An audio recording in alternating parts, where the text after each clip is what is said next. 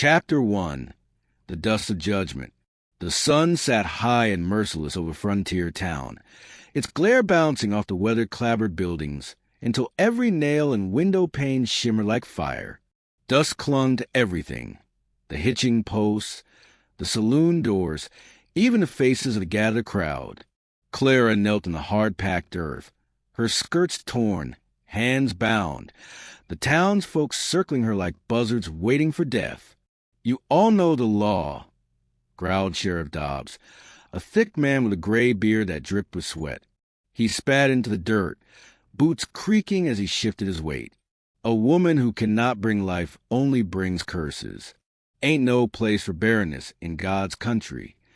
The crowd murmured their agreement, though some faces avoided her eyes. Others smirked, relishing her humiliation. Clara lifted her chin, dust streaking her pale face, though her lips trembled. Inside her chest, her heart hammered like a frightened bird trapped in a cage. "You'll be left here," the sheriff went on. "Sun and sand decide your fate." He gestured, and two men stepped forward, rough hands grabbing her arms, shoving her toward the open stretch of desert just beyond the last building. The world blurred around her. The saloon's piano ceased, the laughter of card players cut short. Even the horses tethered outside grew restless, tossing their heads, snorting as if they sensed cruelty. Clara stumbled, her knees striking dirt, but she did not beg. She would not give them that. At the edge of town, they forced her down, shovels biting into the earth. Each thrust of dirt piled around her body until the ground swallowed her waist, her chest, her shoulders. The weight pressed heavy, her breath shallow, sweat beating across her brow. A woman in the crowd muttered, "Serves her right. What's a wife worth if she can't give children?" The words cut deeper than the desert sun. Clara's eyes stung, but no tears fell. She had long learned that tears made the laughter sharper.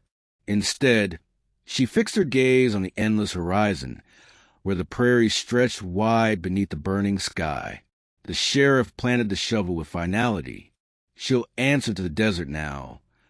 The crowd began to disperse, boots clinking, spurs jangling, voices fading back toward the saloon and church steps. Soon only silence remained, silence and the low moan of wind pushing through sagebrush. Clara closed her eyes, the grit of sand clinging to her lashes. Her body ached, but it was her soul that felt heaviest, weighed down by a loneliness deeper than the grave they had made of her. And yet, beneath the shame, a spark refused to die.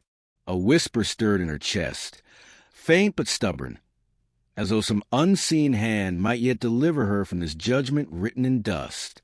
Chapter 2. The Stranger with the Shovel.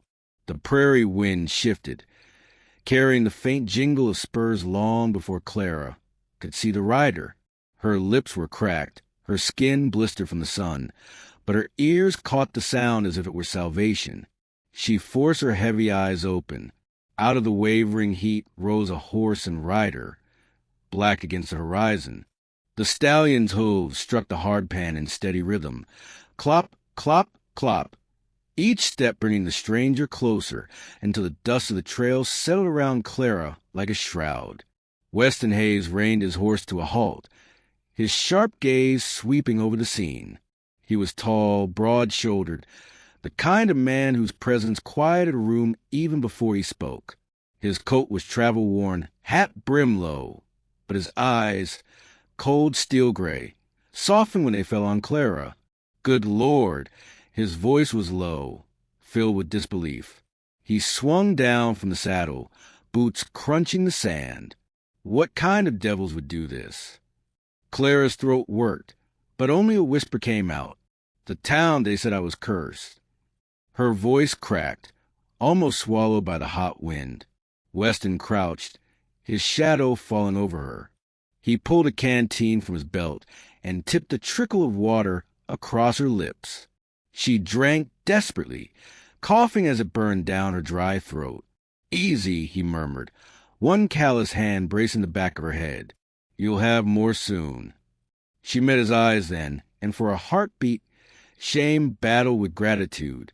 You should leave me. If you help, they'll turn on you too. Weston's jaw tightened. He rose in one fluid motion, went to his saddle, and unhooked a worn shovel. I've faced cattle rustlers, Comanche raids, and 3 winters up in the high plains. You think I'm scared of a pack of narrow-minded townsfolk. He drove the shovel into the earth with a sharp thunk. Dirt flew as he worked, each stroke powered by quiet fury. Clara watched in stunned silence, dust clinging to the sweat that trickled down his temples. You don't even know me, she rasped, voice trembling. Don't need to, he shot back, never pausing. I know injustice when I see it. With each shovelful, the weight pressing her chest eased. Finally, her arms broke free, trembling as they reached for surface. Weston tossed the shovel aside and offered his hand. She hesitated only a breath before placing her dirt-caked fingers in his. He hauled her up, catching her as her legs buckled. She collapsed against him, the scent of leather and dust filling her senses. You're safe now, he said, his voice steady, carrying the promise of a man who meant every word. For the first time in years, Clara believed it might be true. Chapter 3, A Home on the Horizon. The trail stretched long and quiet beneath the crimson streaks of sunset. Weston's stallion carried them steady across the open prairie, hooves drumming against dry earth.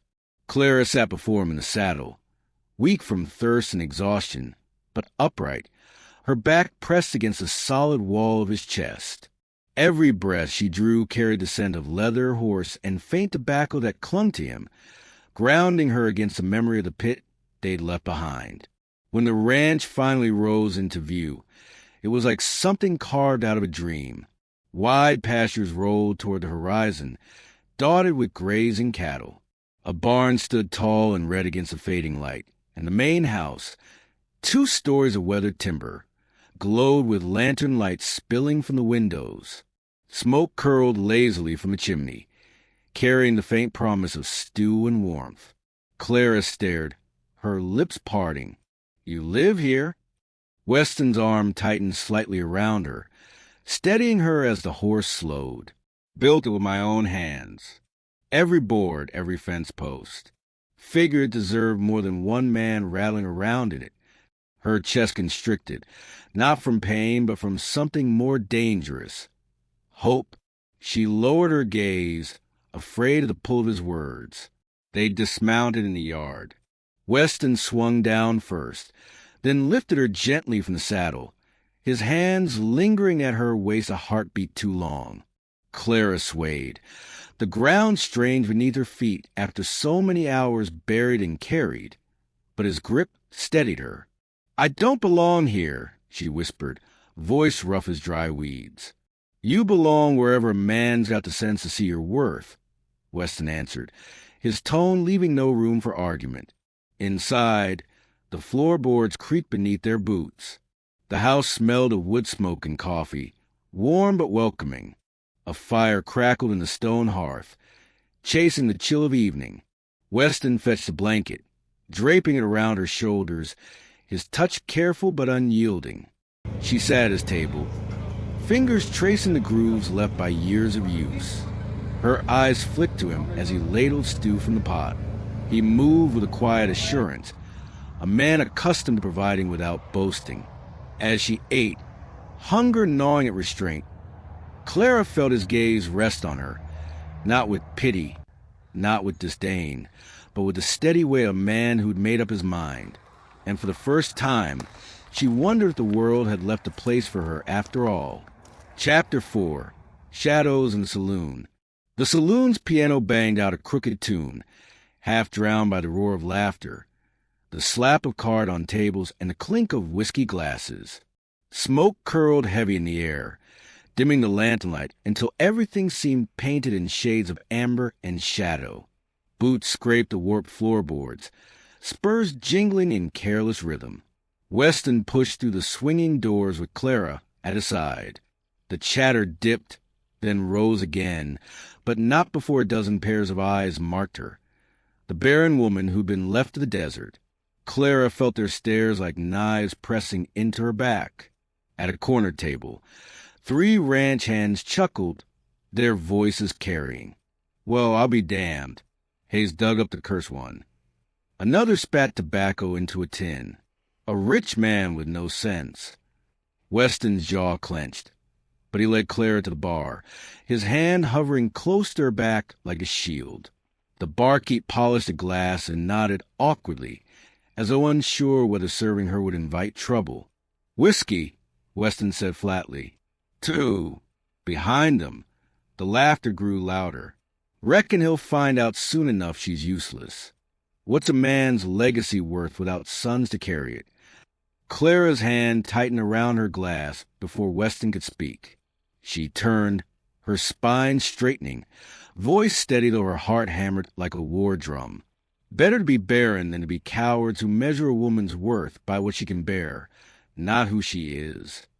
The room hushed. A chair leg scraped sharply against the floor as one of the ranch hands stood, his hand brushing the butt of his pistol. "You watch your tongue, woman." Weston stepped forward then, his boots echoing, his gaze sharp enough to cut. "You want to draw on someone, draw on me." The standoff stretched, heavy as the storm air before a strike of lightning. Clara's breath caught, but she refused to lower her eyes. The man's hand hovered, fingers twitching, then dropped. He sneered, muttering curses, before sinking back into his chair. The piano struck up again, though the notes rang hollow. Slowly, noise filled the saloon once more, but the weight of the moment lingered. Weston turned to Clara, his expression unreadable, though pride flickered in the hard lines of his face. "You've got more fire in you than this whole damn town," he murmured. Clara's cheeks burned, not from shame this time, but from a dangerous, growing strength she hadn't known she possessed. And beside Weston, she felt, for the first time, like she had someone willing to stand with her when the shadows closed in. Chapter 5. Storm of Gunfire, Storm of Hearts. The prairie night was restless. Coyotes yipped from the ridges, and the wind rattled loose boards on the Hayes ranch house. Weston stood on the porch, rifle in hand, the glow of his lantern spilling across the yard. Clara lingered just inside the doorway, her fingers twisting the edge of her shawl. She could feel it in her bones. Trouble was coming, and then it did. Hooves thundered over the hard ground, torches bobbing like fiery ghosts. A gang of men rode in from town, their shouts carrying across the dark. "There she is," one barked. "The cursed woman." Weston leveled his rifle across the porch rail. "This is my land," he called, voice like iron. Any man looking to do harm here had better make peace with his maker first. The riders pulled up short, horses snorting and stamping. The sheriff's voice cut through the night. "Hand her over, Hayes. Ain't right you sheltering what the town cast out." Clara's heart pounded, but something hot and wild surged inside her. She stepped onto the porch, her shadow long under the lantern light. "If you think I'm cursed, why ride so far to prove it?"